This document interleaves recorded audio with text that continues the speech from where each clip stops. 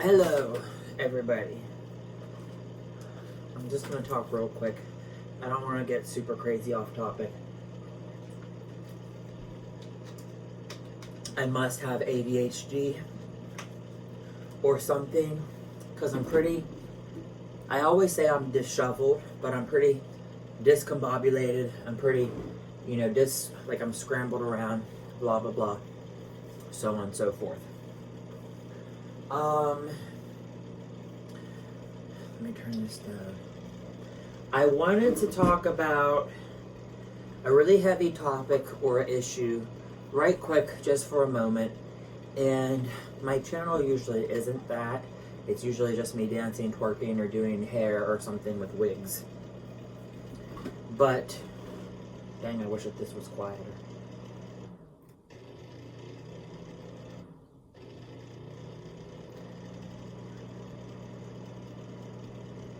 Okay.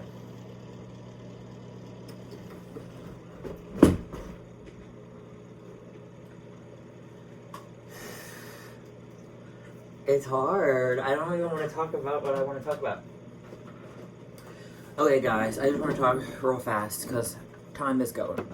YouTube, really, it only lets you have 15-minute video.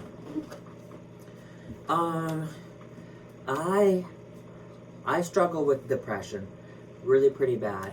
I struggle with anxiety and panic attacks and all this, that, and the third. The neighbor's outside. The fat woman, she's letting her dogs out and she's staring up into my bedroom wondering what am I doing. She thinks I'm recording her. Oh my god, so annoying. Okay, and no, I'm not fat shaming. So whoever's like watching this video, don't be in the comments or something. I have had depression and anxiety, suicidal thoughts, tendencies, all that kind of stuff since I was young. I'm 32, and I always refer back to like when I was in high school, I was bullied pretty bad for being gay, for being different, whatever. And my parents had a bad divorce, when I was younger.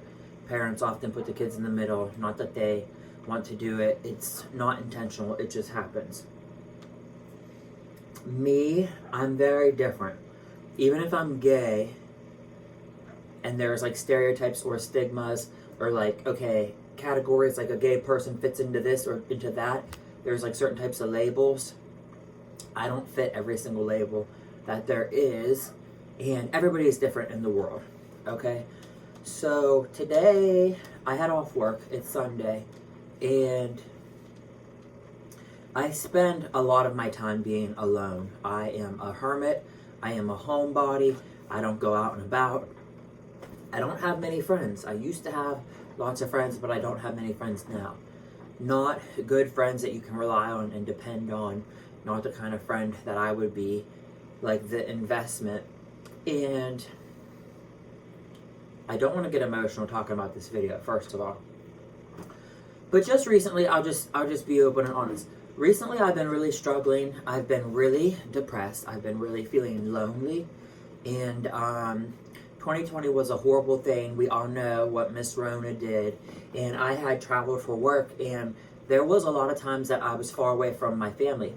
Far from my friends, far from anything familiar, whatever. So like life gets really hard and this and that.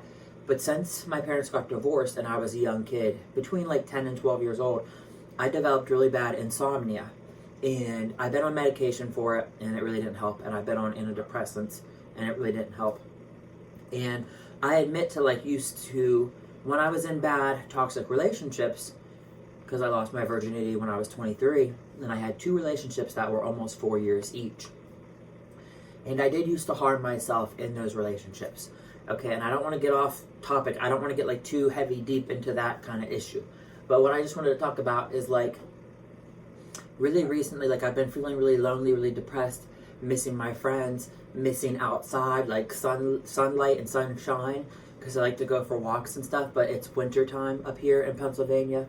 I'm not far from Pittsburgh. And so you get cabin fever. You get like seasonal depression. That's like a real thing. It's normal.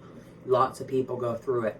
But recently, like, it's even hard to breathe. Dang. It's just like I am awkward and I keep to myself and I keep distant from everybody. I'm trying to preserve my self-preservation. I'm trying to be strong. I'm trying to protect myself, my feelings, my emotions, my all that kind of stuff. And maybe because I've been single for a long time, but sometimes when you're in a relationship, you find happiness and love in your partner, or like they bring it out of you. And sometimes you're in love and sometimes you're not. And I mean, sometimes it's not really love. You think it is, but it's really not. And I had just been really, really lonely recently, and my mind races. You know, when you're left alone, you think dark, evil thoughts. The suicidal kind of thoughts, the harm kind of thoughts. The thoughts like, if you were to die or pass, would anybody even miss you? Would anyone even give a rat's butt? Would anybody even give a flying F? Okay? And I have nightmares all the time. The reason I struggle with sleeping, I have nightmares all the time. Even to this day, me being 32. Pretty soon I'll be 33 in like 2 more months. But I always have nightmares of my exes cheating on me, because they did, and because I really, really, really loved them, and that was like my worst horrible fear. And like ending up alone, thinking like you're gonna die alone, it's like the worst, scariest thing. I mean, I'm sure everybody thinks of death, and it's super scary to think about death, and we don't want to be morbid or a martyr, but thinking about dying alone, like even a painful death. But the other thing, I always have nightmares about getting abused, getting cheated on, because the way it hurt me and how painful it was, like reliving that, it's just horrible, horrible. And ever since I was a little kid, I used to have really bad OCD. Like, I was so afraid my mom was going to die when my parents divorced and stuff, and I just couldn't sleep because their divorce was messy. They'd fight at nighttime, they'd argue and scream and break stuff or whatever, and I could just hear it from my bedroom. I used to sneak into my sister's bedroom, and she would make me rub her back or rub her feet so I could sleep in bed with her, or we would take our fingers really lightly and draw on their face and stuff, which my dad said he used to do that to us as kids, but I don't remember that. But anyway, if I don't have dreams about my exes, about physical abuse, about getting cheated on and how bad that hurts, the other dream nightmare I all the time have is I all the time dream about dying. I all the time think about death. I dream about death. I dream about my death. And in the dream, I see the death like from outside of my body, whether I'm in the hospital room or at the funeral home and they're having the service or whatever. And I see my friends and family, I see people's reaction to my death, and nobody misses me. Or it doesn't hurt or affect anybody, not really. It's like I'm so trivial and small, I'm so insignificant as like a human speck, like as a grain of sand or something. But I don't have like many great relationships, like not even like with my family or whatever. So my dream or my nightmare is like I die and it doesn't affect anybody, and it doesn't like traumatize anybody. It doesn't really hurt anybody. And even when I had like depressing talks with my mom and father, like before I went to Hawaii, and I was like in a bad headspace because I was wanting to harm myself, and I was threatening like I was going to do something drastic if they didn't help me to get me to Hawaii, because I had to get away from my ex. But the thought about dying, passing, and then nobody being affected or nobody really missing you. And my dad had said he got real emotional, and he's a big burly guy, so he never does that. And he like cried and stuff and said like how bad he would miss me and stuff. It's sometimes even hard to believe, because us as humans, as human society, we all the time like see somebody and you say, hey, how are you? And it's like a greeting, and you say, hi, how are you? But like people don't even really care how the other person's doing. It's kind of like they ask that or say that like without any interest to really know how the person is doing. If they're struggling, if they're going through something, they're not coping well, whatever, like we don't have time for each other. So, there's a stink bug on the iPad and I'm watching it go crazy. But, so I've always thought about death since I was little. I used to always have insomnia. I always thought about like life and humanity and what's our purpose and like the greater me and the greater good. Like, are we really just here to give off energy, or you know, like stuff about God and really philosophical things. I used to always think like way too heavy and way too deep. My mind is always racing. And just like suicide as a topic, if you watch 13 Reasons Why, or if you know about celebrities and stuff, so many people nowadays commit suicide, whether that they're bullied or whether they could be young kids. I know of somebody who had a 12-year-old kid that got bullied, and then the 12-year-old committed suicide. Or I think of Chester Bennington from Linkin Park and how his friend was from Soundgarden and committed suicide a year before Chester had. And Chester said he had to keep himself busy and keep himself working because when he's left alone with his own thoughts, it's like dangerous, it's harmful, because you really do think dark, scary shit, like disturbing stuff. RuPaul always talks about you have like an inner saboteur trying to like mess you up, so you gotta keep yourself busy, keep yourself distracted, be productive. So anyways, I was just talking with my dad and Tina. We had just watched this movie, Perks of Being a Wallflower. It's one of my all-time favoriteest movies ever. It was filmed in Pittsburgh, a lot of it. The Fort Pitt tunnels are in there. They talk about the penguins, blah, blah, blah. But Tina had read the book about this. And I was telling them how, like, I don't want to be depressing, morbid, mope around. I don't want anybody's pity or anybody's sympathy. I don't want that. And I don't want to go talk to a professional because I had already done that before and you exhaust yourself. And Tina told me like her daughter had talks with her and stuff. And really, honestly, truthfully, nobody can relate to what you're going through but you, even if you talk to a professional. And sometimes you don't want consoled or you don't want like caressed or whatever, but it's a really weird thing to talk about. And again, I don't mean to get emo. Sometimes if you have like a numbness or a void or again like this depression, it just feels like a dark, gloomy cloud over you all the time. I don't want to talk about anything that's going to like trigger somebody or scare somebody, but like when I have the dark thoughts and weird things, like I instantly think about like hurting myself, and I don't know why I resort to that or why do I want to go back to that. And I never wanted to be in that place in the first place. And I promise you, and I swear to God, I would have never been to that place had it not been for my exes. My very, very first ex ever had prompted me to harm myself, to prove that I loved him, which is so stupid, like thinking about it. Like in retrospect, if you look back and think like, how does me hurting myself prove to you that I love you? Like that doesn't, to me, it doesn't even make sense. But that's what his ex had did to him. So then he did it to me. And this Perk of Being a Wallflower movie is so good. I don't want to spoil the end to you, but when I just watched it with them just now, stuff had clicked that I never even understood before. Because if such and such kid has blackouts or whatever, and he feels guilty because a family member died, and he thought it was his fault, well then he was even more conflicted, which I didn't know, if there was like molestation going on. But this movie really got to me, obviously, because this kid over here is gay, and gets bullied by the jocks and the popular kids when he has like a relationship with one of them. And a lot of that was like just layers and layers and layers and levels. But I definitely don't want this video to be alarming to anybody. I don't want it to trigger anybody. But I was thinking about my last relationship. Like I really thought I was in love. Man, oh man, did I think I was in love. Like I thought it, I felt it, like everything. But I cried so much in that relationship the whole time. Like for almost the 4 years, I cried more in that relationship than I ever cried in my whole life. And I don't want to cry anymore. I'm tired. I'm 32. I'm almost going to be 33. My life is not what I thought it was going to be. I'm not where I thought I was going to be. I used to always think I was going to find a love, a soulmate, get married, have kids. Being gay is just hard. Being gay sucks.